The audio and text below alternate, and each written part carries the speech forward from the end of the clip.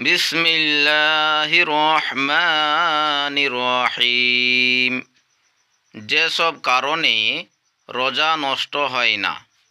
Injection নিলে, বমি হলে, ইচ্ছাকৃত মুখ ভর্তি বমি করলে, যে কোনো সময় স্বপ্নদোষ বা স্ত্রী সঙ্গমের পর গোসল করতে দেরি বা বেলা হলে, তবে ইচ্ছাকৃত দেরি করলে বা নামাজ কাজা করলে গুনাহ হবে।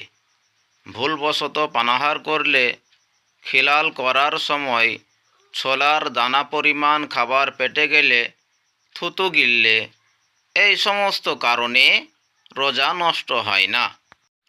দর্শক, আরও নতুন নতুন ভিডিও পেতে আপনারা আমার এই চ্যানেলটিকে সাবস্ক্রাইব করুন এবং লাইক, কমেন্ট ও শেয়ার করুন।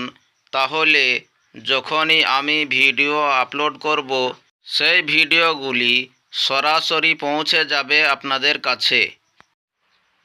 Online education MSD